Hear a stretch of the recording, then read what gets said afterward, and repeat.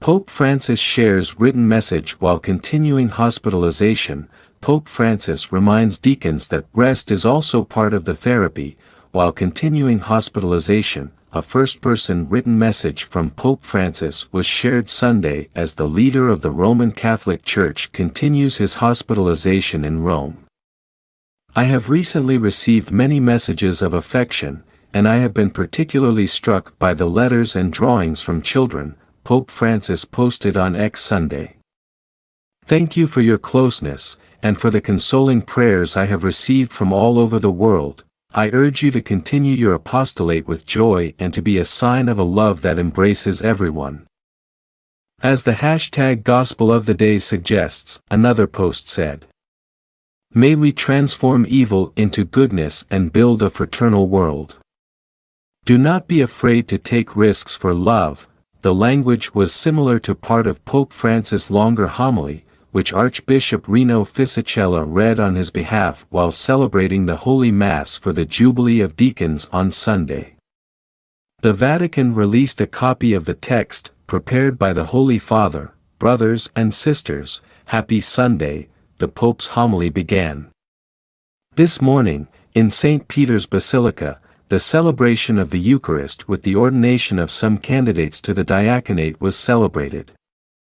I greet them and the participants in the Jubilee of Deacons, which has taken place in the Vatican in these days, and I thank the dicasteries for the clergy and for evangelization for the preparation of this event. Pope Francis urged the deacons to continue your apostolate with joy and, as today's Gospel suggests, to be a sign of a love that embraces everyone, that transforms evil into goodness and engenders a fraternal world. Do not be afraid to risk love, the homily continued. On my part, I am confidently continuing my hospitalization at the Gemelli Hospital, carrying on with the necessary treatment, and rest is also part of the therapy. I sincerely thank the doctors and health workers of this hospital for the attention they are showing me and the dedication with which they carry out their service among the sick. In the pre-prepared statement, Pope Francis added that Monday will be the third anniversary of the large-scale war against Ukraine, a painful and shameful occasion for the whole of humanity. As I reiterate my closeness to the suffering Ukrainian people, I invite you to remember the victims of all armed conflicts, and to pray for the gift of peace in Palestine, Israel and throughout the Middle East, Myanmar, Kivu and Sudan, the message said. In recent days, I have received many messages of affection, and I have been particularly struck by the letters and drawings from children, the Pope added. Thank you for this closeness, and for the prayers of comfort I have received from all over the world. I entrust you all to the intercession of Mary, and I ask you to pray for me. The Vatican said Pope Francis was conscious but still receiving high flows of supplemental oxygen on Sunday, following a respiratory crisis and blood transfusions.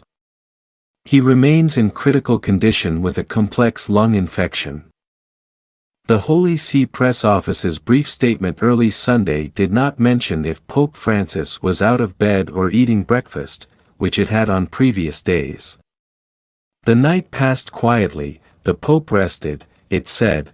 The Vatican later said Francis was conscious, continuing to receive supplemental oxygen and that further clinical tests were being conducted.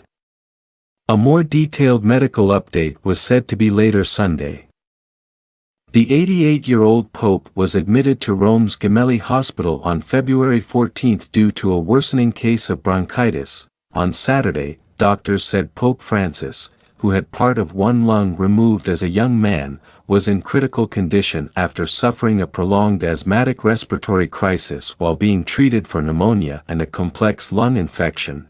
The Pope received high flows of oxygen to help him breathe through a nasal tube.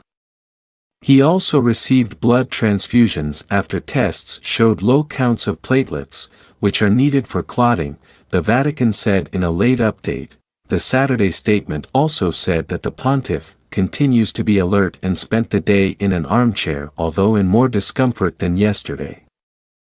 Doctors said the prognosis was reserved, and that the Pope's condition is touch and go, given his age, fragility and pre-existing lung disease. His condition has revived speculation about what might happen if he becomes unconscious or otherwise incapacitated, and whether he might resign.